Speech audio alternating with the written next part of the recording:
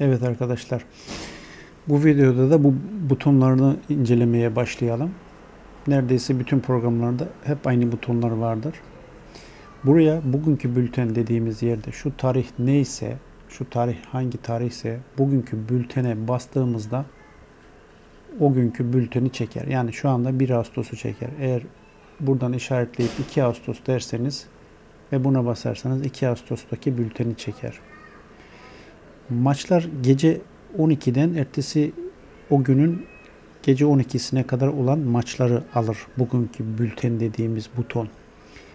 Ama bazen ertesi günkünü de almamız gerekiyor.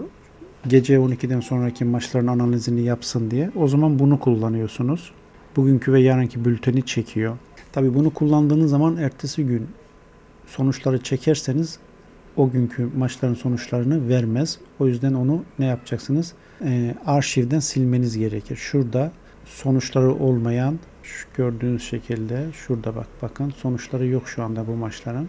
Bu maçların sonuçları olmayan maçları şu şekilde seçeceksiniz. Mesela ben bunların sonuçlarını çekmişim de.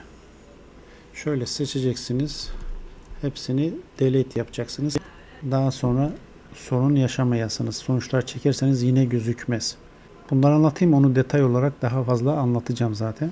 Şimdi diyelim ki şuradan bir maç seçtik. Böyle seçebiliyorsunuz. Bazen benim gönderdiğim programlarda bunu seçemezseniz neyimiz var? ActiveX problemlerimiz var. Onları daha sonra anlatacağım ben size. Şu şekilde programları bazen gönderdiğimde uyuşmazlığından dolayı burada çift şu bardan oluyor ya da işte böyle benim gibi seçemiyorsunuz. Böyle bir sorunla karşılaşırsanız şuradan dosyaya basacaksınız. Şuradan seçenekler diyeceksiniz. Şurada işaretli olsun tabii ki mouse'unuz. Burada işaretli olunca seçenekler gelmiyor. Bak bu da aklınızda olsun. Dosya, seçenekler. Şöyle bir seçeneğimiz geliyor. Bakın burada güven merkezi var. Güven merkezine gidiyoruz. Şurada bak ActiveX ayarları var. Burada sizinki bu veya bunda işaretlidir. Şu işaretli olacak. Şu ve şu işaretli olsun. Bir de makro ayarlarımız yine şu şekilde olsun. Makrolara izin vermeniz lazım hepsinin çalışması için. Tamam diyorsunuz, kapatıyorsunuz. Yine de aynı sorunla yaşarsanız bana haber veriyorsunuz. Yandex'te bağlanıp gerekli düzeltmeleri yapıyorum. Ve maçı seçtik. Bu şekilde tek maç analiz et dedik. Ve analizimizi etti. İşaretledik. Tek maç analiz et diye bastık. Bu arada bu bastığımız butonla beraber ilgili sitenin 2 ayrı sayfası açılıyor. Ondaki bilgileri indiriyor, hesaplıyor. Ondan sonra gerekli ayarlamaları yapıyor. Gördüğünüz gibi yaptı şu anda gerekli ayarlamaları. Birden 1 dedi, 2-0 ve 2-1 diye ayıkladı. Şurası birisi istatistik, birisi orandır. Gördüğünüz gibi burada bir deneyimiz var. Yeşil. Yeşil olan ve yeşil olmayan hücrelerimiz var. Şimdi bu maçın sonucuna bakalım biz. Evet, 2-0 ve 3-0 diye maç bitmiş. Evet, ilk yarı 2-0, ikinci yarı 3-0 diye maç bitmiş. Analizimize geliyor şimdi. İlk yarı 2-0 skoruna kadar tutturmuş. Ve 0.5 üst gördüğünüz gibi yeşil garanti vermiş. Tamam, başka ilk yarı ile ilgili garanti vermemiş. Burası zaten bankomuz, ilk yarı 0.5 üst demiş ve gelmiş. Şimdi buraya gelelim. 2-1 demiş. KG var demiş. %66 yeşil. Bu tutmamış. 3-0 bittiğin için maç. Diğerlerinin hepsi 0.5 üst, işte 1.5 üst maç sonu, 2.5 üst yeşil gördüğünüz şekilde ve 3.5 alt 3-0 bitmiş maç. Hepsi gelmiş, bir tek KG var gelmemiş. Aslında 2-1 olmalı maç ama 3-0 bitmiş. Bazen böyle şeyler oluyor. Ve bu maçımızı ne yapıyor? Bakın burada bir kayıt sayfasını atıyor. Şurada gördüğünüz gibi. Burada bununla ilgili bütün gelip gelmemiş bütün değerler yeşil olarak yanıyor. Gelmeyenler kırmızı yazıyor. Mesela KG var demiş, gelmemiş. Gördüğünüz gibi yeşil değil. Skor, ilk yarı skoru 2-0 tutmuş. Yeşillenmiş. Diğeri maç sonu 2-1 demiş. 3-0 bitmiş. Yeşil değil. İşte oran için ilk yarı maç sonu 1'de 1 bitmiş. İstatistikte 2'den 1 demiş. Sonuç olarak şöyle maçımız gelmiş.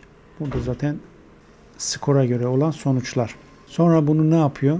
banko sayfasına atıyor aynı şekilde. Banko sayfasında da şu değerleri görebiliyoruz. Skorları, bankoyu, bunların sonuçları yok o yüzden yeşil değil. Maç sonunu %100 maç sonu 1 demiş. 2.5 üst ve ilk yarı maç sonucunu gördüğünüz gibi görüyorsunuz burada. Bunu buradan da alabiliyorsunuz. En son olarak buraya daha garanti maçları atıyor. Şu şekilde sonuçları çektiğinizde sonuçları gözüküyor. Bunların daha oynanmadığı için maçlar. Sonuçları olanlar bu şekilde, gördüğünüz şekilde. Bizim şimdi son maçımız şu. Bunu buraya attı gördüğünüz gibi. 2-0, 3-0 olarak buraya attı. Gördünüz mü? Daha sonra ne yapıyoruz? Bunları analizi yaptırdıktan sonra bakın. Ne yapıyoruz? İlk önce tarihi işaretliyoruz.